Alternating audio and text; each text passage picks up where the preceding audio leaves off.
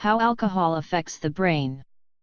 I once had the unusual, though unhappy, opportunity of observing the same phenomenon in the brain structure of a man, who, in a paroxysm of alcoholic excitement, decapitated himself under the wheel of a railway carriage, and whose brain was instantaneously evolved from the skull by the crash.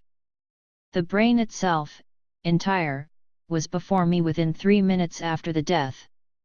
It exhaled the odor of spirit most distinctly, and its membranes and minute structures were vascular in the extreme.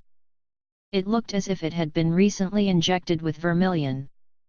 The white matter of the cerebrum, studded with red points, could scarcely be distinguished, when it was incised, by its natural whiteness, and the pia mater, or internal vascular membrane covering the brain, resembled a delicate web of coagulated red blood, so tensely were its fine vessels engorged.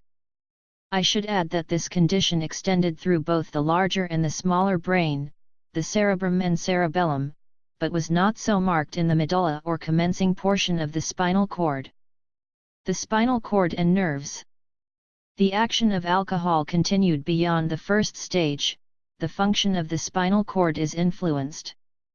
Through this part of the nervous system we are accustomed, in health, to perform automatic acts of a mechanical kind, which proceed systematically even when we are thinking or speaking on other subjects.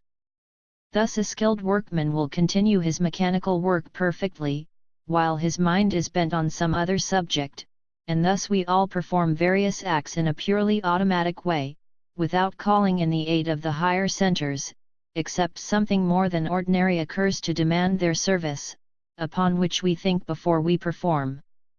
Under alcohol, as the spinal centers become influenced, these pure automatic acts cease to be correctly carried on.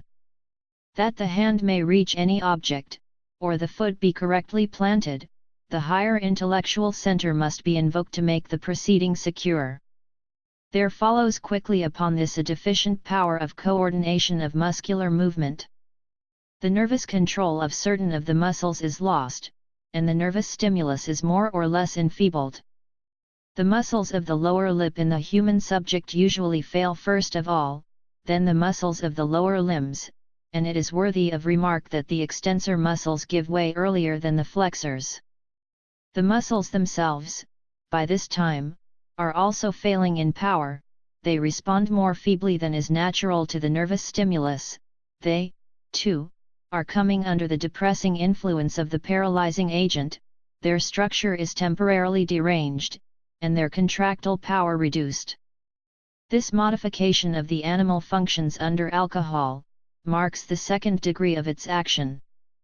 In young subjects, there is now, usually, vomiting with faintness, followed by gradual relief from the burden of the poison.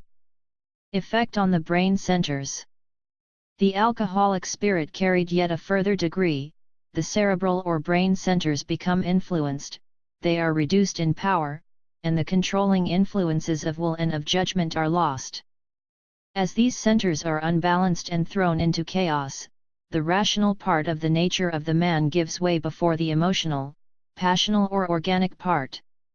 The reason is now off duty, or is fooling with duty, and all the mere animal instincts and sentiments are laid atrociously bare. The coward shows up more craven, the braggart more boastful, the cruel more merciless, the untruthful more false, the carnal more degraded. In vino veritas expresses, even, indeed, to physiological accuracy, the true condition.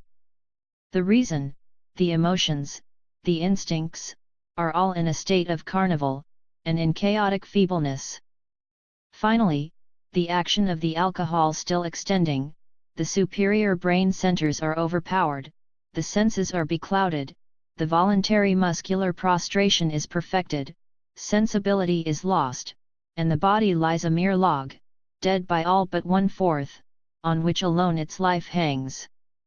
The heart still remains true to its duty, and while it just lives it feeds the breathing power.